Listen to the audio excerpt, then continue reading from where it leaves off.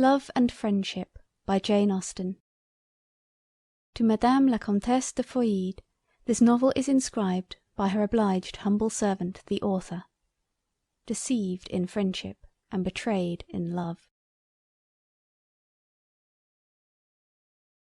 Letter the First. From Isabel to Laura.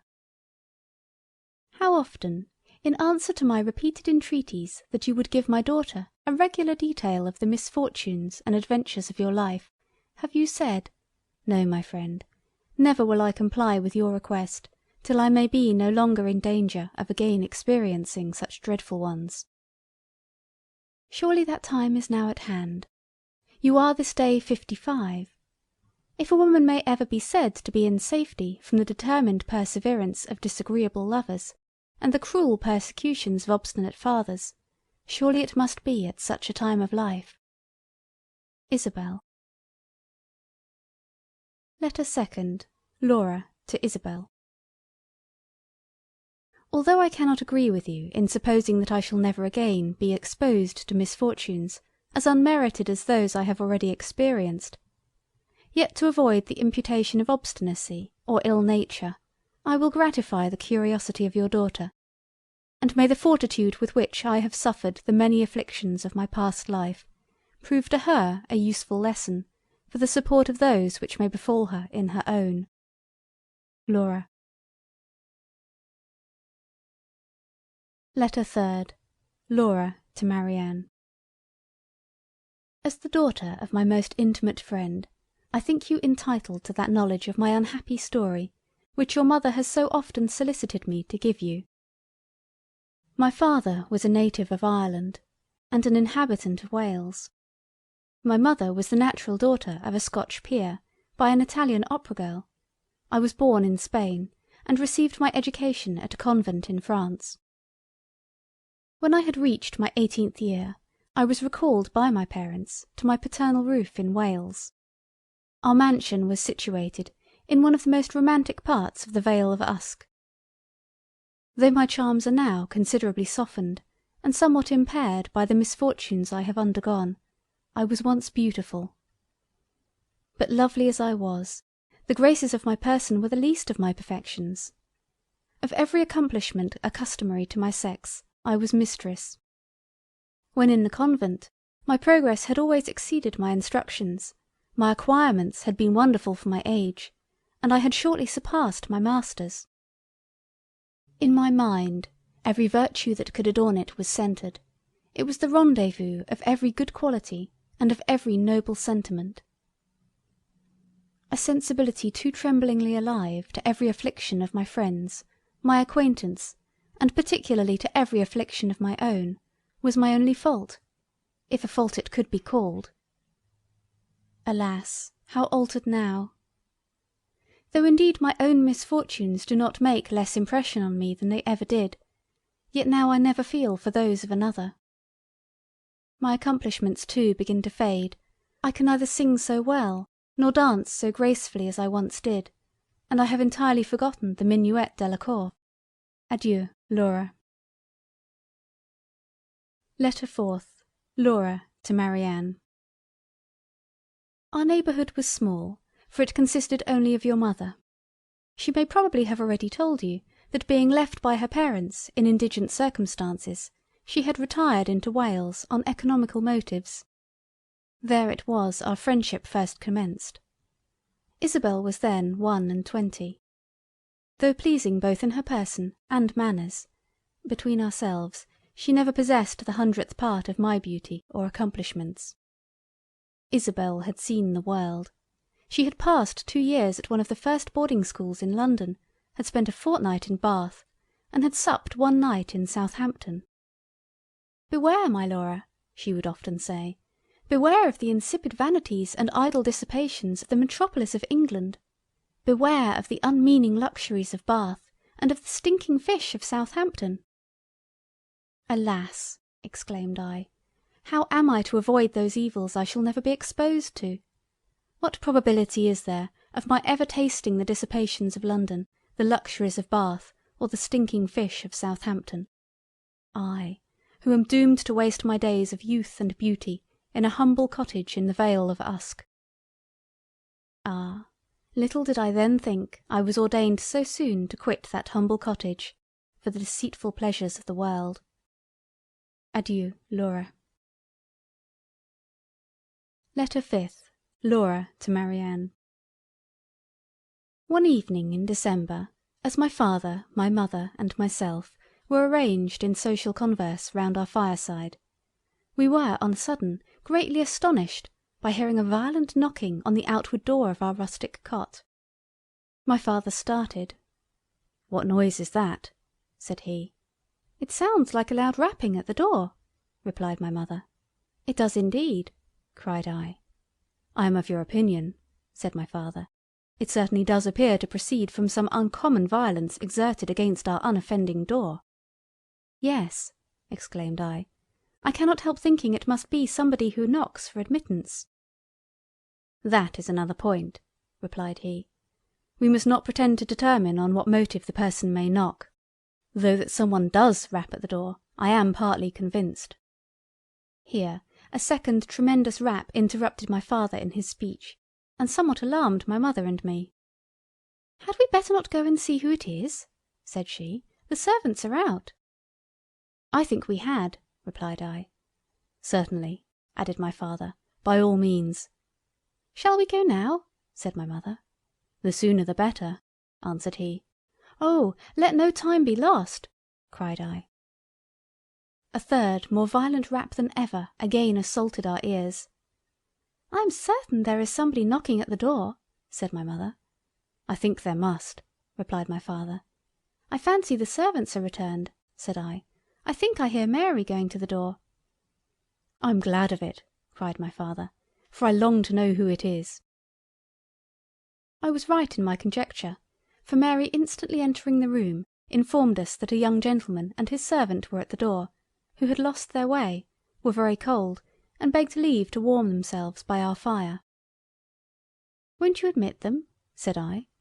"You have no objection, my dear?" said my father. "None in the world," replied my mother.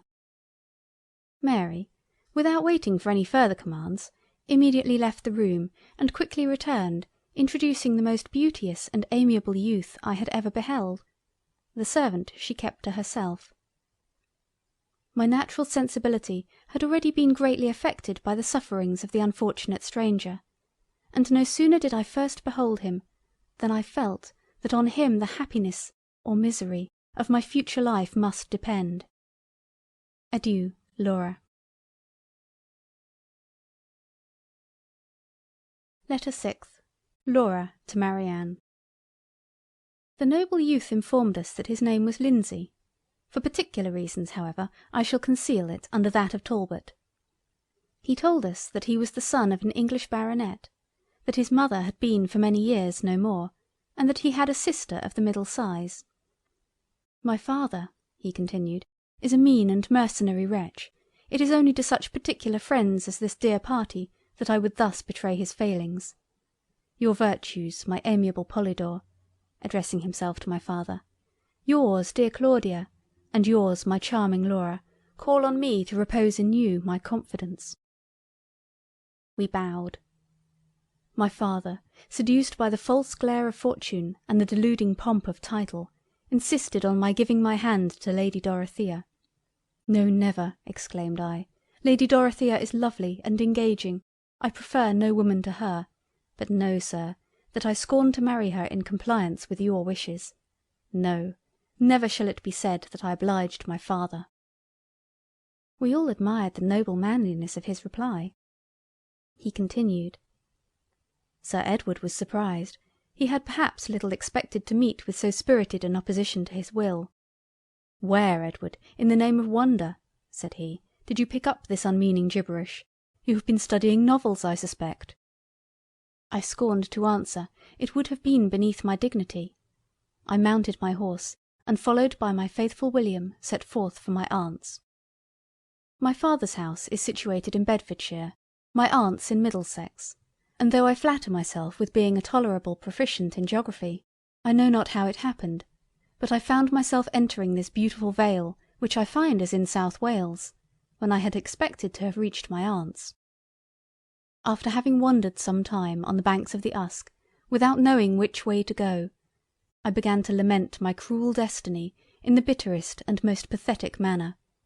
It was now perfectly dark, not a single star was there to direct my steps, and I know not what might have befallen me, had I not, at length, discerned through the solemn gloom that surrounded me a distant light, which, as I approached it, I discovered to be the cheerful blaze of your fire.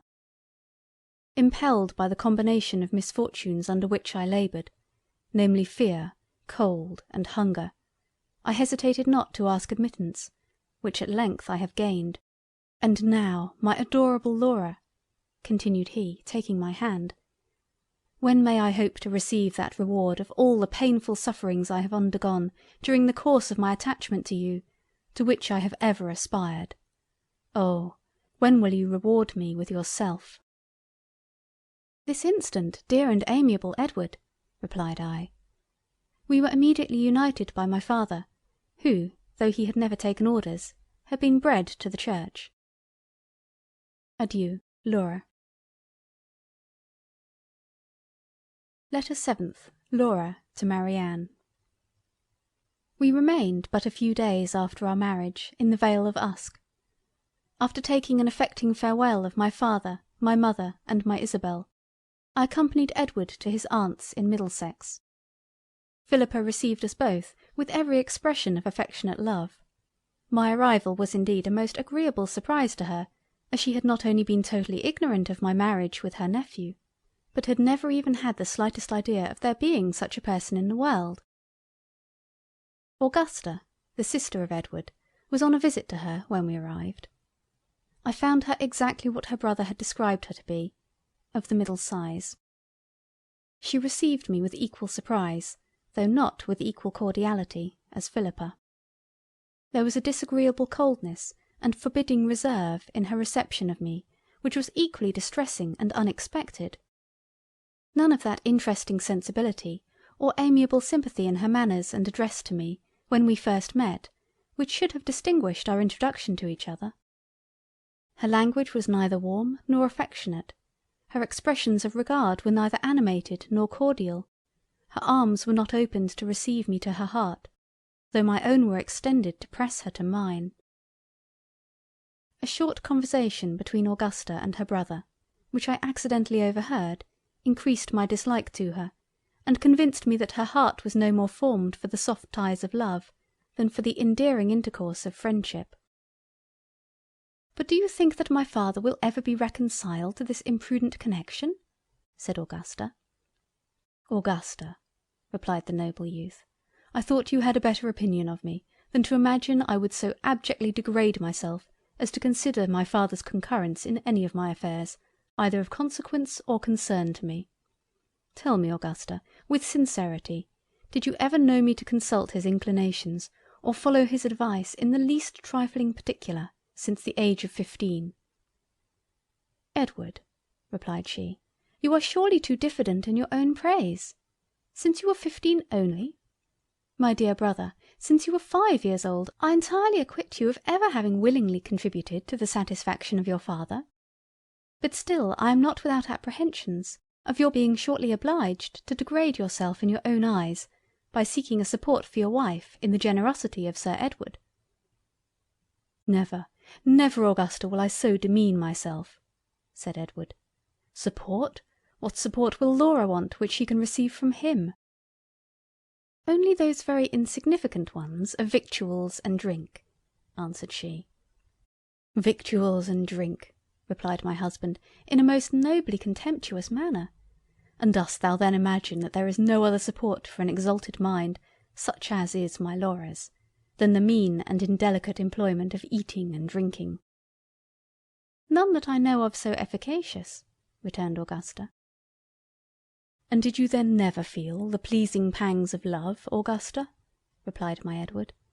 "Does it appear impossible to your vile and corrupted palate to exist on love?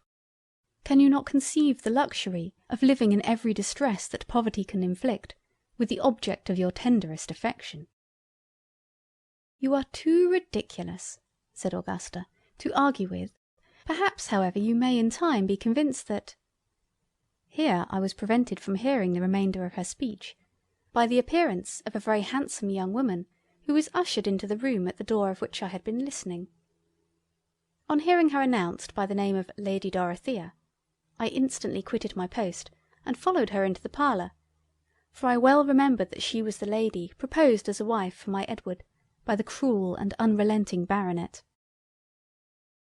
Although Lady Dorothea's visit was nominally to Philippa and Augusta, yet I have some reason to imagine that, acquainted with the marriage and arrival of Edward, to see me was a principal motive to it. I soon perceived that though lovely and elegant in her person, and though easy and polite in her address, she was of that inferior order of beings with regard to delicate feeling, tender sentiments, and refined sensibility, of which Augusta was one. She stayed but half an hour, and neither in the course of her visit confided to me any of her secret thoughts, nor requested me to confide in her any of mine. You will easily imagine, therefore, my dear Marianne, that I could not feel any ardent affection or very sincere attachment for Lady Dorothea. Adieu, Laura. Letter 8th. Laura to Marianne, in continuation. Lady Dorothea had not left us long before another visitor, as unexpected a one as her ladyship, was announced. It was Sir Edward, who, informed by Augusta of her brother's marriage, came doubtless to reproach him for having dared to unite himself to me without his knowledge. But Edward, foreseeing his design, approached him with heroic fortitude as soon as he entered the room, and addressed him in the following manner: "Sir Edward, I know the motive of your journey here. You come with the base design of reproaching me for having entered into a dissoluble engagement with my Laura without your consent. But, sir, I glory in the act. It is my greatest boast that I have incurred the displeasure of my father." So saying, he took my hand, and whilst Sir Edward, Philippa, and Augusta were doubtless reflecting with admiration on his undaunted bravery, led me from the parlour to his father's carriage, which yet remained at the door, and in which we were instantly conveyed from the pursuit of Sir Edward. The postilions had at first received orders only to take the London road. As soon as we had sufficiently reflected, however, we ordered them to drive to the seat of Edward's most particular friend, which was but a few miles distant. At we arrived in a few hours, and on sending in our names, were immediately admitted to Sophia, the wife of Edward's friend. After having been deprived during the course of 3 weeks of a real friend, for such I term your mother, imagine my transports at beholding one most truly worthy of the name. Sophia was rather above the middle size, most elegantly formed. A soft languor spread over her lovely features, but increased their beauty. It was the characteristic of her mind.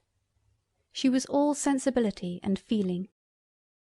We flew into each other's arms, and after having exchanged vows of mutual friendship for the rest of our lives, instantly unfolded to each other the most inward secrets of our hearts.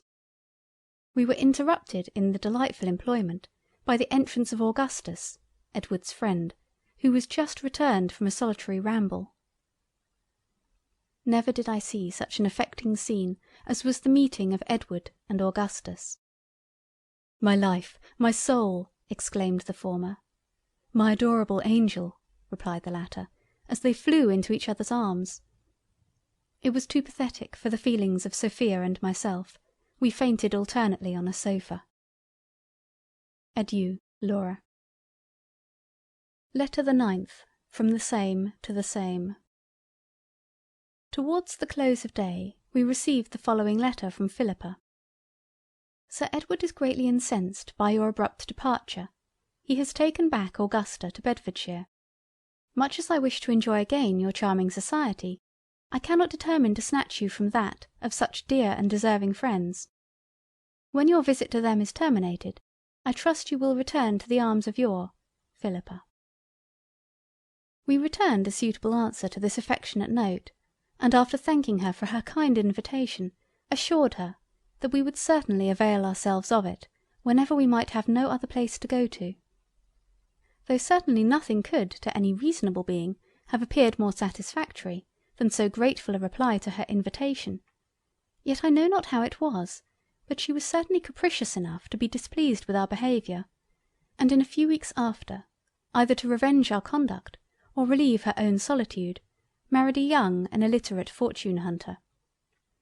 This imprudent step, though we were sensible that it would probably deprive us of that fortune which Philippa had ever taught us to expect, could not on our own accounts excite from our exalted minds a single sigh, yet fearful lest it might prove a source of endless misery to the deluded bride, our trembling sensibility was greatly affected when we were first informed of the event.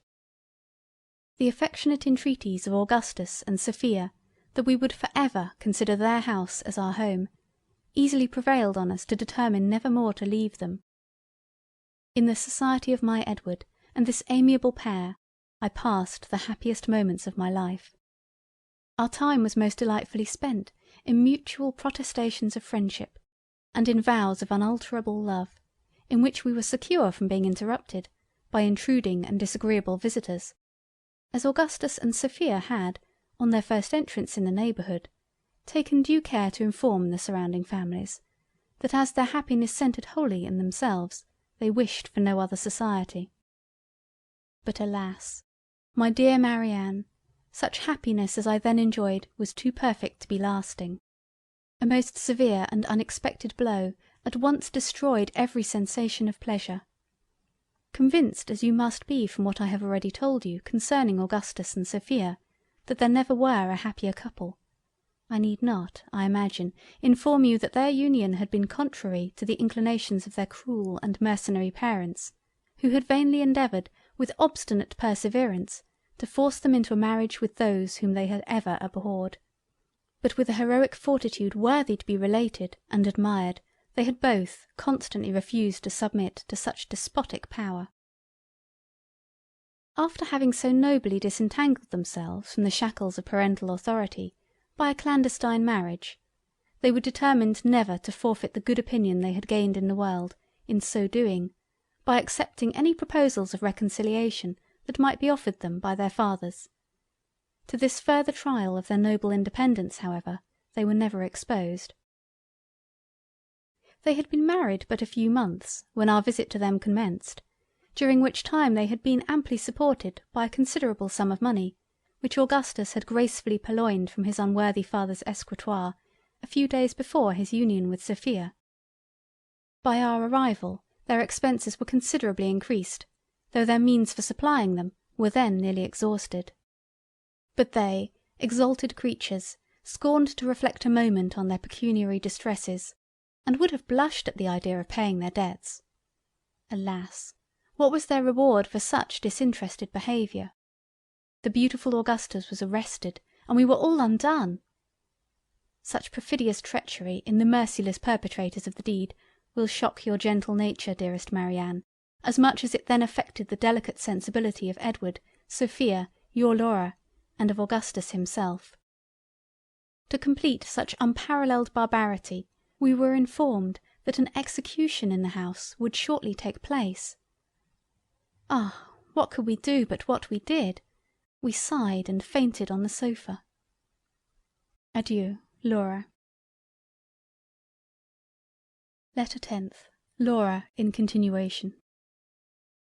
When we were somewhat recovered from the overpowering effusions of our grief, Edward desired that we would consider what was the most prudent step to be taken in our unhappy situation, while he repaired to his imprisoned friend to lament over his misfortunes. We promised that we would, and he set forwards on his journey to town.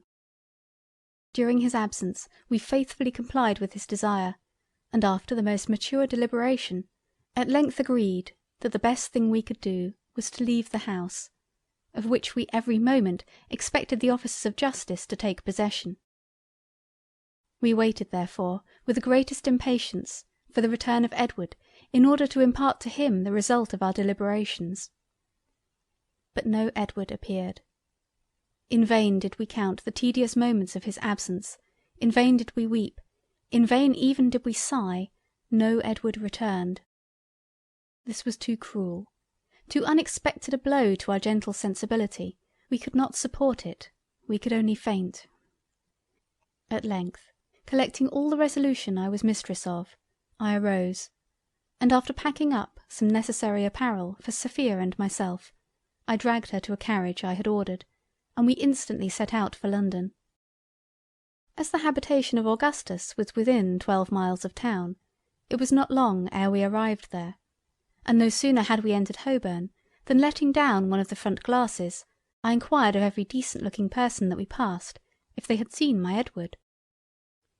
But as we drove too rapidly to allow them to answer my repeated inquiries, I gained little, or indeed no, information concerning him. "Where am I to drive?" said the postilion. "To Newgate, gentle youth," replied I, "to see Augustus." "Oh no, no," exclaimed Sophia, "I cannot go to Newgate. I shall not be able to support the sight of my Augustus in so cruel a confinement. My feelings are sufficiently shocked by the recital of his distress, but to behold it will overpower my sensibility." As I perfectly agreed with her in the justice of her sentiments, the postilion was instantly directed to return into the country. You may perhaps have been somewhat surprised, my dearest Marianne, that in the distress I then endured, destitute of any support, and unprovided with any habitation, I should never once have remembered my father and mother, or my paternal cottage in the Vale of Usk. To account for this seeming forgetfulness, I must inform you of a trifling circumstance concerning them, which I have as yet never mentioned. The death of my parents a few weeks after my departure is the circumstance I allude to. By their decease I became the lawful inheritress of their house and fortune. But alas, the house had never been their own, and their fortune had only been an annuity on their own lives. Such is the depravity of the world. To your mother I should have returned with pleasure, should have been happy to have introduced to her my charming Sophia, and should with cheerfulness have passed the remainder of my life in their dear society in the Vale of Usk, had not one obstacle to the execution of so agreeable a scheme intervened, which was the marriage and removal of your mother to a distant part of Ireland. Adieu, Laura. Letter 11th, Laura, in continuation. I have a relation in Scotland, said Sophia to me as we left London, who I am certain would not hesitate in receiving me. Shall I order the boy to drive there? Said I, but instantly recollecting myself, exclaimed, Alas, I fear it will be too long a journey for the horses. Unwilling, however, to act only from my own inadequate knowledge of the strengths and abilities of horses, I consulted the postilion, who was entirely of my opinion concerning the affair. We therefore determined to change horses at the next town, and to travel post the remainder of the journey. When we arrived at the last inn we were to stop at, which was but a few miles from the house of Sophia's relation, unwilling to intrude our society on him unexpected and unthought of, we wrote a very elegant and well-penned note to him, containing an account of our destitute and melancholy situation, and of our intention to spend some months with him in Scotland. As soon as we had dispatched this letter, we immediately prepared to follow it in person, and were stepping into the carriage for that purpose, when our attention was attracted by the entrance of a coroneted coach and four into the inn-yard. A gentleman considerably advanced in years descended from it. At his first appearance my sensibility was wonderfully affected, and ere I had gazed at him a second time, an instinctive sympathy whispered to my heart that he was my grandfather. Convinced that I could not be mistaken in my conjecture, I instantly sprang from the carriage I had just entered, and following the venerable stranger into the room he had been shown to, I threw myself on my knees before him, and besought him to acknowledge me as his grandchild. He started, and having attentively examined my features, raised me from the ground, and throwing his grandfatherly arms around my neck, exclaimed, Acknowledge thee? Yes, dear resemblance of my Larina and Larina's daughter, sweet image of my Claudia and my Claudia's mother, I do acknowledge thee as the daughter of one and the granddaughter of the other. While he was thus tenderly embracing me, Sophia, astonished at my precipitate departure, entered the room in search of me. No sooner had she caught the eye of the venerable peer than he exclaimed with every mark of astonishment, Another granddaughter? Yes, yes, I see you are the daughter of my Larina's eldest girl. Your resemblance to the beauteous Matilda sufficiently proclaims it. "Oh," replied Sophia, "when I first beheld you, the instinct of nature whispered me that we were in some degree related, but whether grandfathers or grandmothers I could not pretend to determine." He folded her in his arms, and whilst they were tenderly embracing, the door of the apartment opened, and a most beautiful young man appeared. On perceiving him, Lord St. Clair started, and retreating back a few paces, with uplifted hands said, "Another grandchild? What an unexpected happiness is this, to discover in the space of 3 minutes as many of my descendants. This, I am certain, is Philander, the son of my Laurina's third girl, the amiable Bertha. There wants now but the presence of Gustavus to complete the union of my Laurina's grandchildren." "And here he is," said a graceful youth, who that instant entered the room. "Here is the Gustavus you desire to see. I am the son of Agatha, your Laurina's fourth and youngest daughter." "I see you are indeed," replied Lord St. Clair. "But tell me," continued he, looking fearfully towards the door, "tell me, have I any other grandchildren in the house?" "None, my lord." "Then I will provide for you all without further delay. Here are 4 bank notes of £50 each. Take them, and remember I have done the duty of a grandfather." He instantly left the room, and immediately afterwards the house. Adieu, Laura. Letter the 12th. Laura in continuation. You may imagine how greatly we were surprised by the sudden departure of Lord St. Clair. "Ignoble grandsire!" exclaimed Sophia. "Unworthy grandfather!" said I, and instantly fainted in each other's arms.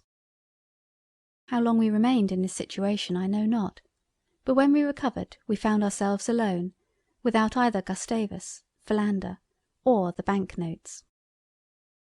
As we were deploring our unhappy fate, the door of the apartment opened, and Macdonald was announced.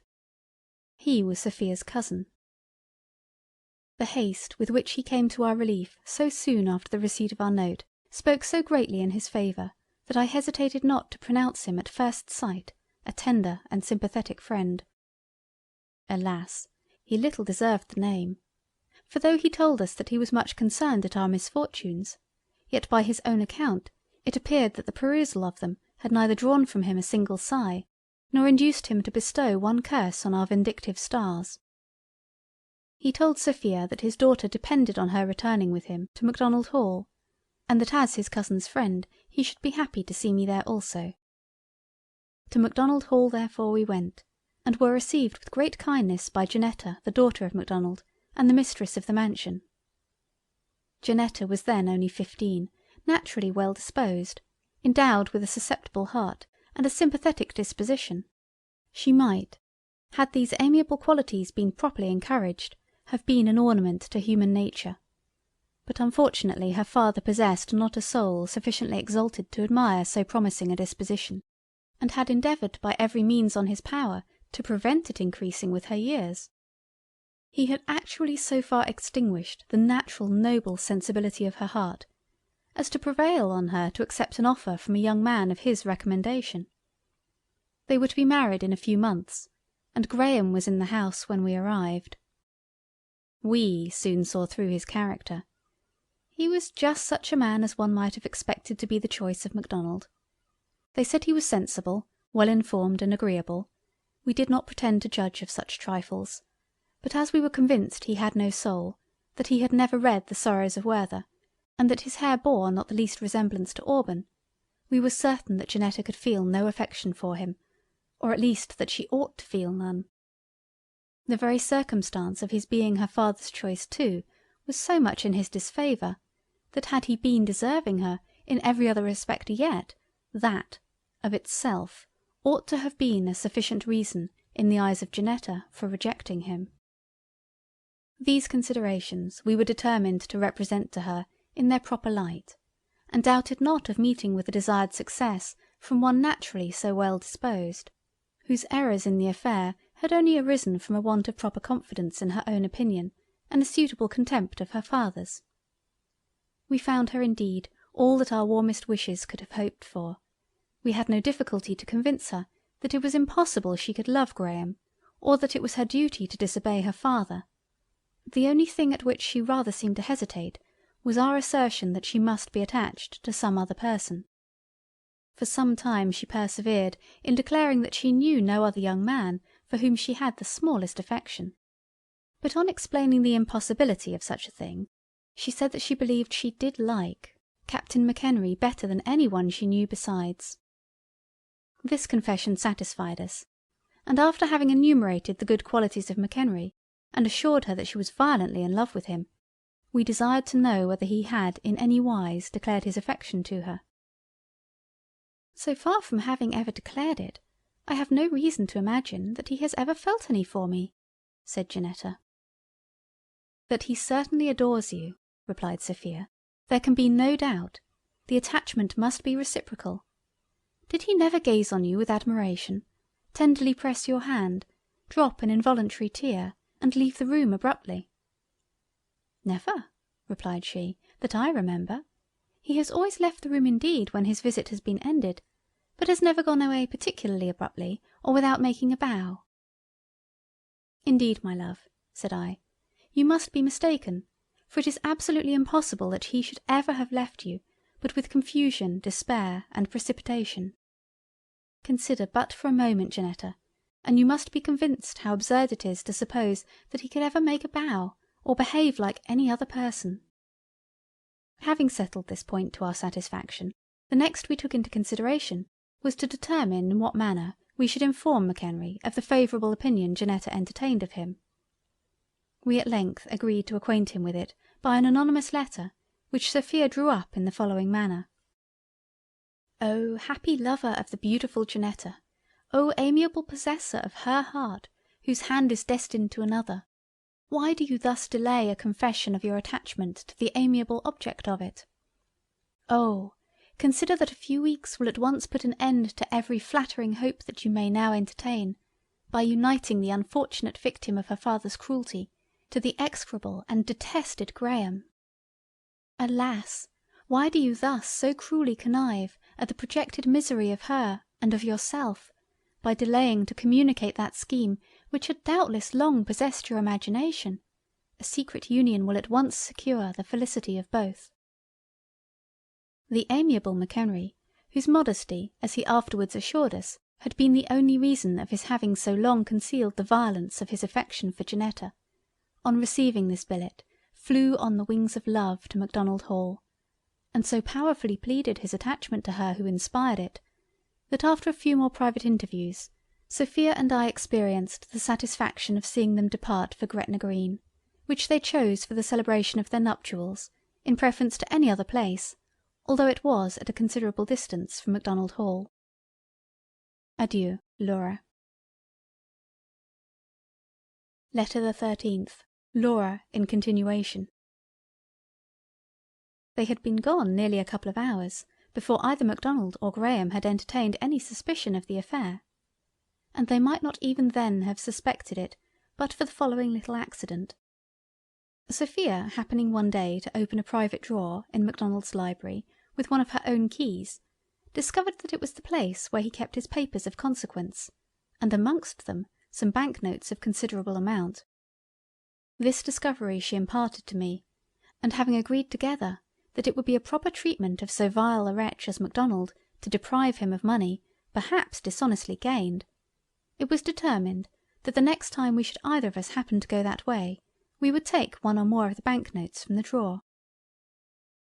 This well-meant plan we had often successfully put in execution, but alas! on the very day of Janetta's escape, as Sophia was majestically removing the 5th bank note from the drawer to her own purse, she was most impertinently interrupted in her employment by the entrance of Macdonald himself, in a most abrupt and precipitate manner. Sophia, who, though naturally all winning sweetness, could, when occasions demanded it, call forth the dignity of her sex, instantly put on a most forbidding look, and darting an angry frown on the undaunted culprit, demanded in a haughty tone of voice, wherefore her retirement was thus insolently broken in on. The unblushing Macdonald, without even endeavouring to exculpate himself from the crime he was charged with, meanly endeavoured to reproach Sophia with ignobly defrauding him of his money. The dignity of Sophia was wounded. "Wretch!"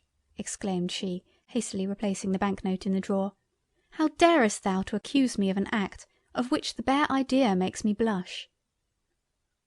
The base wretch was still unconvinced, and continued to upbraid the justly offended Sophia in such opprobrious language, that at length he so greatly provoked the gentle sweetness of her nature, as to induce her to revenge herself on him, by informing him of Janetta's elopement, and of the active part we had both taken in the affair. At this period of their quarrel I entered the library, and was, as you may imagine, equally offended as Sophia at the ill-grounded accusations of the malevolent and contemptible Macdonald. "Base miscreant," cried I, "how canst thou thus undauntedly endeavour to sully the spotless reputation of such bright excellence? Why dost thou not suspect my innocence as soon?" "Be satisfied, madam," replied he, "I do suspect it, and therefore must desire that you will both leave this house in less than half an hour." "We shall go willingly," answered Sophia. "Our hearts have long detested thee, and nothing but our friendship for thy daughter could have induced us to remain so long beneath thy roof." "Your friendship for my daughter has indeed been most powerfully exerted by throwing her into the arms of an unprincipled fortune hunter," replied he. "Yes," exclaimed I, "amidst every misfortune it will afford us some consolation to reflect that by this one act of friendship to Janetta we have amply discharged every obligation that we have received from her father." "It must indeed be a grateful reflection to your exalted minds," said he. As soon as we had packed up our wardrobe and valuables, we left Macdonald Hall, and after having walked about a mile and a half, we sat down by the side of a clear limpid stream to refresh our exhausted limbs. The place was suited to meditation. A grove of full-grown elms sheltered us from the east, a bed of full-grown nettles from the west. Before us ran the murmuring brook, and behind us ran the turnpike road. We were in a mood for contemplation, and in a disposition to enjoy so beautiful a spot. A mutual silence, which had for some time reigned between us, was at length broke by my exclaiming, "What a lovely scene! Alas! why are not Edward and Augustus here to enjoy its beauties with us?" "Ah, my beloved Laura," cried Sophia, "for pity's sake forbear recalling to my remembrance the unhappy situation of my imprisoned husband. Alas! what would I not give to learn the fate of my Augustus, to know if he is still in Newgate, or if he is yet hung? But never shall I be able so far to conquer my tender sensibility as to inquire after him. Oh, do not, I beseech you, ever let me again hear you repeat his beloved name. It affects me too deeply, I cannot bear to hear him mentioned, it wounds my feelings." "Excuse me, my Sophia, for having thus unwillingly offended you," replied I, and then changing the conversation, desired her to admire the noble grandeur of the elms which sheltered us from the eastern zephyr. "Alas! my Laura," returned she, "avoid so melancholy a subject, I entreat you. Do not again wound my sensibility by observations on those elms. They remind me of Augustus. He was like them, tall, majestic. He possessed that noble grandeur which you admire in them."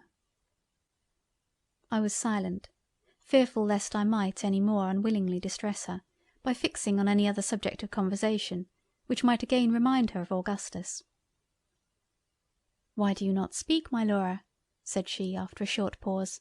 "I cannot support this silence, you must not leave me to my own reflections, they ever recur to Augustus." "What a beautiful sky," said I, "how charmingly is the azure varied by those delicate streaks of white." "Oh, my Laura," replied she, hastily withdrawing her eyes from a momentary glance at the sky, "do not thus distress me by calling my attention to an object which so cruelly reminds me of my Augustus's blue satin waistcoat striped in white. In pity to your unhappy friend, avoid a subject so distressing." What could I do? The feelings of Sophia were at that time so exquisite, and the tenderness she felt for Augustus so poignant, that I had not power to start any other topic, justly fearing that it might in some unforeseen manner again awaken all her sensibility by directing her thoughts to her husband.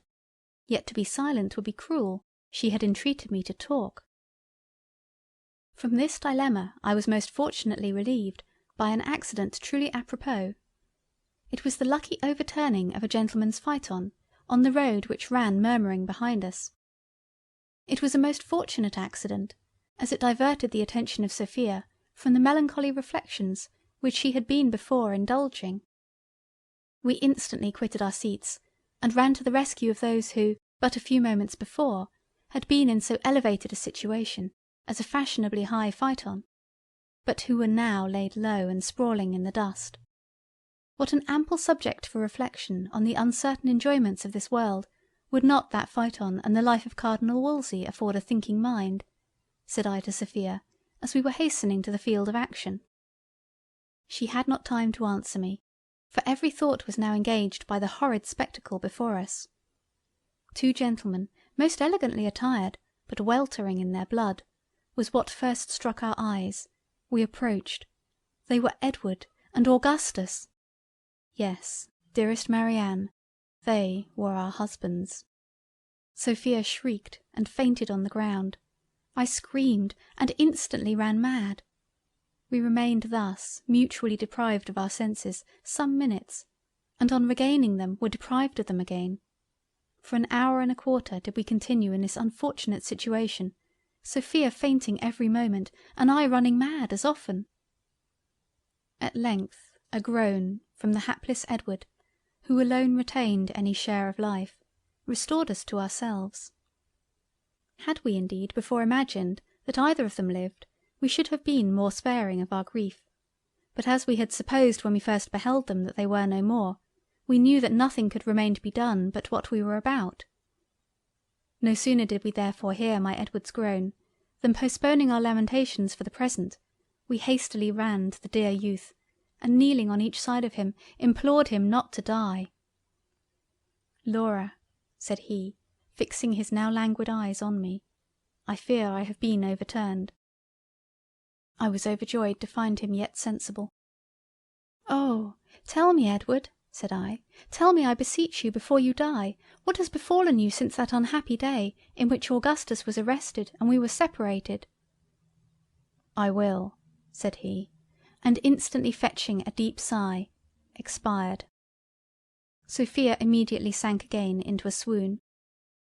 My grief was more audible.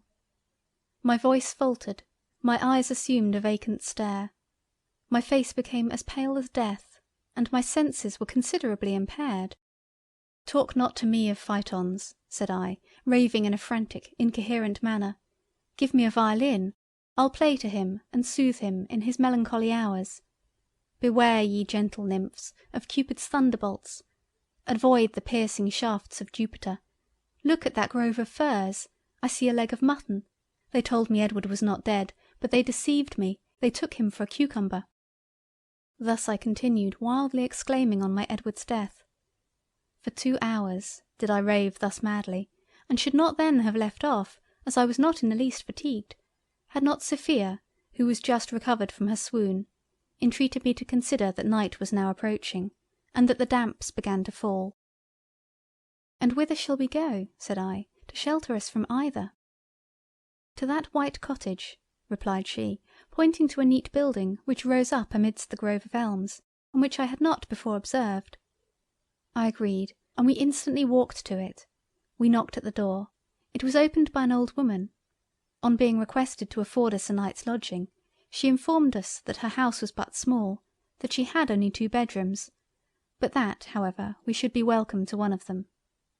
We were satisfied, and followed the good woman into the house, where we were greatly cheered by the sight of a comfortable fire.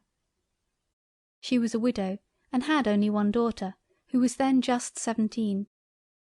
One of the best of ages, but alas, she was very plain, and her name was Bridget. Nothing therefore could be expected from her. She could not be supposed to possess either exalted ideas, delicate feelings, or refined sensibilities. She was nothing more than a mere good-tempered, civil and obliging young woman. As such we could scarcely dislike her. She was only an object of contempt. Adieu, Laura. End of Part 2.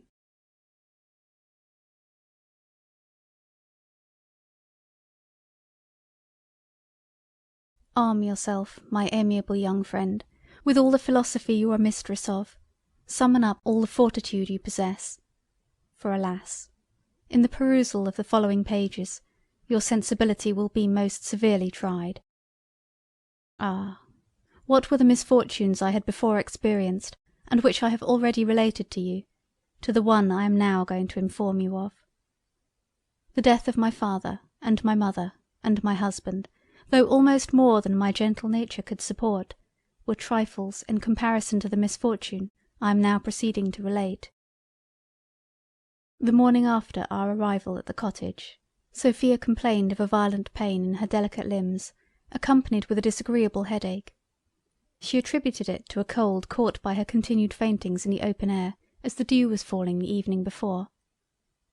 This I feared was but too probably the case, since how could it otherwise be accounted for that I should have escaped the same indisposition, but by supposing that the bodily exertions I had undergone, in my repeated fits of frenzy, had so effectively circulated and warmed my blood, as to make me proof against the chilling damps of night; whereas Sophia, lying totally inactive on the ground, must have been exposed to all their severity. I was most seriously alarmed by her illness, which, trifling as it may appear to you, a certain instinctive sensibility whispered me would in the end be fatal to her. Alas! my fears were but too fully justified. She grew gradually worse, and I daily became more alarmed for her. At length she was obliged to confine herself solely to the bed allotted us by our worthy landlady. Her disorder turned to a galloping consumption, and in a few days carried her off. Amidst all my lamentations for her, and violent you may suppose they were, I yet received some consolation in the reflection of my having paid every attention to her that could be offered in her illness. I had wept over her every day, had bathed her sweet face with my tears, and had pressed her fair hands continually in mine. "My beloved Laura," said she, a few hours before she died, "take warning from my unhappy end, and avoid the imprudent conduct which had occasioned it. Beware of fainting fits. Though at the time they may be refreshing and agreeable, yet believe me they will in the end, if too often repeated, and at improper seasons, prove destructive to your constitution. My fate will teach you this. I die a martyr to my grief for the loss of Augustus. One fatal swoon has cost me my life. Beware of swoons, dear Laura. A frenzy fit is not 1/4 so pernicious. It is an exercise to the body, and if not too violent, is, I dare say, conducive to health in its consequences. Run mad as often as you choose, but do not faint." These were the last words she ever addressed to me. It was her dying advice to her afflicted Laura, who has ever most faithfully adhered to it. After having attended my lamented friend to her early grave, I immediately, though late at night, left the detested village in which she died, and near which had expired my husband and Augustus. I had not walked many yards from it before I was overtaken by a stage coach, in which I instantly took a place, determined to proceed in it to Edinburgh, where I hoped to find some kind, some pitying friend, who would receive and comfort me in my afflictions. It was so dark when I entered the coach that I could not distinguish the number of my fellow travellers. I could only perceive that they were many. Regardless, however, of anything concerning them, I gave myself up to my own sad reflections. A general silence prevailed, a silence which was by nothing interrupted but by the loud and repeated snores of one of the party. What an illiterate villain must that man be, thought I to myself. What a total want of delicate refinement must he have who can thus shock our senses by such a brutal noise. He must, I am certain, be capable of every bad action. There is no crime too black for such a character. Thus reasoned I within myself, and doubtless such were the reflections of my fellow travellers. At length, returning day enabled me to behold the unprincipled scoundrel who had so violently disturbed my feelings. It was Sir Edward, the father of my deceased husband. By his side sat Augusta, and on the same seat with me were your mother and Lady Dorothea.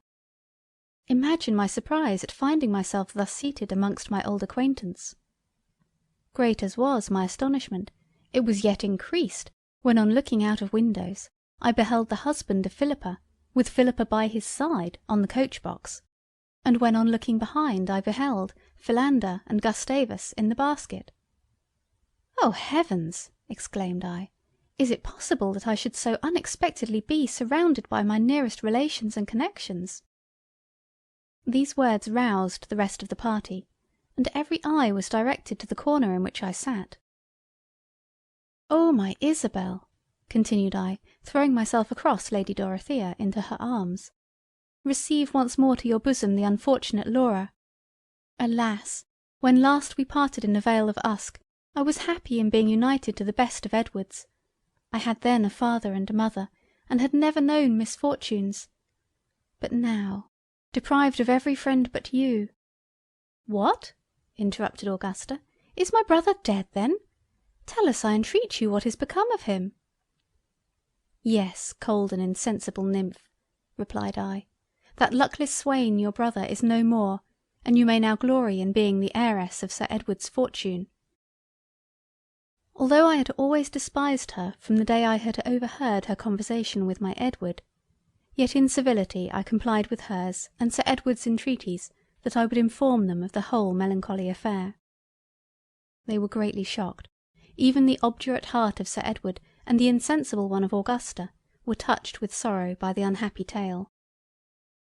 At the request of your mother, I related to them every other misfortune which had befallen me since we parted, of the imprisonment of Augustus and the absence of Edward, of our arrival in Scotland, of our unexpected meeting with our grandfather and our cousins, of our visit to Macdonald Hall, of the singular service we there performed towards Janetta, of her father's ingratitude for it, of his inhuman behaviour, unaccountable suspicions, and barbarous treatment of us in obliging us to leave the house, of our lamentations on the loss of Edward and Augustus, and finally of the melancholy death of my beloved companion.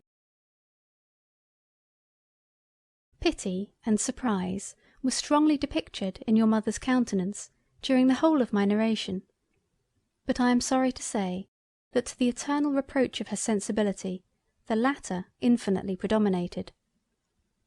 Nay, faultless as my conduct had certainly been during the whole course of my late misfortunes and adventures, she pretended to find fault with my behaviour in many of the situations in which I had been placed. As I was sensible myself that I had always behaved in a manner which reflected honour on my feelings and refinement, I paid little attention to what she said, and desired her to satisfy my curiosity by informing me how she came there, instead of wounding my spotless reputation with unjustifiable reproaches. As soon as she had complied with my wishes in this particular, and had given me an accurate detail of everything that had befallen her since our separation, the particulars of which, if you are not already acquainted with, your mother will give you, I applied to Augusta for the same information respecting herself, Sir Edward, and Lady Dorothea. She told me that having a considerable taste for the beauties of nature, her curiosity to behold the wonderful scenes it exhibited in that part of the world had been so much raised by Gilpin's tour to the Highlands, that she had prevailed on her father to undertake a tour to Scotland, and had persuaded Lady Dorothea to accompany them; that they had arrived at Edinburgh a few days before, and from thence had made daily excursions into the country around in the stage coach they were then in, from one of which excursions they were at that time returning. My next inquiries were concerning Philippa and her husband, the latter of whom I learned, having spent all her fortune, had recourse for subsistence to the talent in which he had always most excelled, namely driving, and that, having sold everything which belonged to them except their coach, had converted it into a stage, and in order to be removed from any of his former acquaintance, had driven it to Edinburgh, from whence he went to Stirling every other day.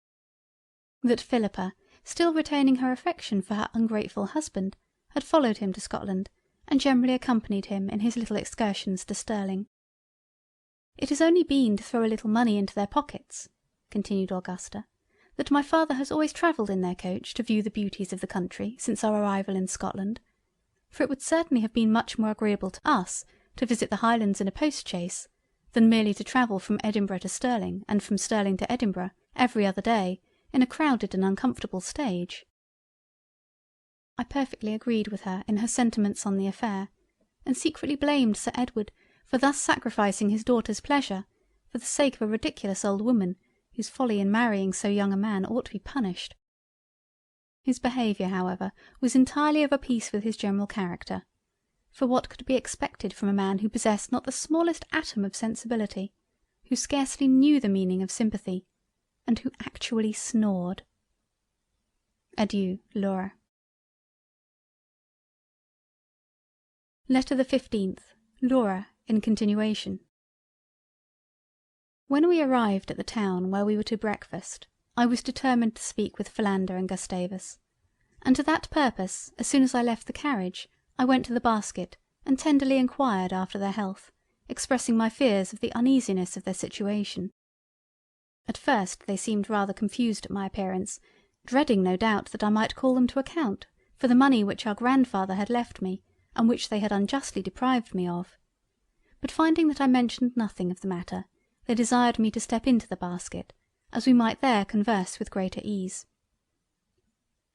Accordingly I entered, and whilst the rest of the party were devouring green tea and buttered toast, we feasted ourselves in a more refined and sentimental manner by a confidential conversation. I informed them of everything which had befallen me during the course of my life, and at my request they related to me every incident of theirs. We are the sons, as you already know, of the 2 youngest daughters which Lord Sinclair had by Larina, an Italian opera girl. Our mothers could neither of them exactly ascertain who were our father, though it is generally believed that Philander is the son of one Philip Jones, a bricklayer, and that my father was one Gregory Staves, a staymaker of Edinburgh. This is, however, of little consequence, for as our mothers were certainly never married to either of them, it reflects no dishonour on our blood, which is of a most ancient and unpolluted kind. Bertha, the mother of Philander, and Agatha, my own mother, always lived together. They were neither of them very rich. Their united fortunes had originally amounted to £9,000, but as they had always lived on the principal of it, when we were 15 it was diminished to 900. This 900 they always kept in a drawer in one of the tables, which stood in our common sitting parlour, for the convenience of having it always at hand. Whether it was from this circumstance of it being easily taken, or from a wish of being independent, or from an excess of sensibility, for which we were always remarkable, I cannot now determine, but certain it is that when we had reached our 15th year we took the £900 and ran away. Having obtained this prize, we were determined to manage it with economy and not to spend it with either folly or extravagance. To this purpose we therefore divided it into 9 parcels, one of which we devoted to victuals, the second to drink, the third to housekeeping, the 4th to carriages, the 5th to horses, the 6th to servants, the 7th to amusements, the 8th to clothes, and the 9th to silver buckles. Having thus arranged our expenses for 2 months, for we expected to make the £900 last as long, we hastened to London, and had the good luck to spend it in 7 weeks and a day, which was 6 days sooner than we had intended. As soon as we had thus happily disencumbered ourselves from the weight of so much money, we began to think of returning to our mothers, but accidentally hearing that they were both starved to death, we gave over the design, and determined to engage ourselves to some strolling company of players, as we had always had a turn for the stage. Accordingly we offered our services to one, and were accepted. Our company was indeed rather small, as it consisted only of the manager, his wife, and ourselves, but there were fewer to pay, and the only inconvenience attending it was the scarcity of plays, which for want of people to fill the characters we could perform. We did not mind trifles, however. One of our most admired performances was Macbeth, in which we were truly great. The manager always played Banquo himself, his wife my Lady Macbeth, I did the 3 witches, and Philander acted all the rest. To say the truth, this tragedy was not only the best, but the only play that we ever performed, and after having acted it all over England and Wales, we came to Scotland to exhibit it over the remainder of Great Britain. We happened to be quartered in that very town where you came and met your grandfather. We were in the inn-yard when his carriage entered, and perceiving by the arms to whom it belonged, and knowing that Lord Sinclair was our grandfather, we agreed to endeavour to get something from him by discovering the relationship. You know how well it succeeded. Having obtained the £200, we instantly left the town, leaving our manager and his wife to act Macbeth by themselves, and took the road to Stirling, where we spent our little fortune with great eclat. We are now returning to Edinburgh in order to get some preferment in the acting way, and such, my dear cousin, is our history. I thanked the amiable youth for his entertaining narration, and after expressing my wishes for their welfare and happiness, left them in their little habitation, and returned to my other friends, who impatiently expected me. My adventures are now drawing to a close, my dearest Marianne, at least for the present. When we arrived at Edinburgh, Sir Edward told me that, as the widow of his son, he desired I would accept from his hands of 400 a year. I graciously promised that I would, but could not help observing that the unsympathetic baronet offered it more on account of my being the widow of Edward, than in being the refined and amiable Laura. I took up my residence in a romantic village in the Highlands of Scotland, where I have ever since continued, and where I can, uninterrupted by unmeaning visits, indulge in a melancholy solitude my unceasing lamentations for the death of my father, my mother, my husband, and my friend. Augusta has been for several years united to Graham, the man of all others most suited to her. She became acquainted with him during her stay in Scotland. Sir Edward, in hopes of gaining an heir to his title and estate, at the same time married Lady Dorothea. His wishes have been answered. Philander and Gustavus, after having raised their reputation by their performances in the theatrical line at Edinburgh, removed to Covent Garden, where they still exhibit under the assumed names of Luvis and Quick. Philippa has long paid the debt of nature. Her husband, however, still continues to drive the stagecoach from Edinburgh to Stirling. Adieu, my dearest Marianne. Laura. Finis. June 13th, 1790. End of Part 3 and end of Love and Friendship by Jane Austen.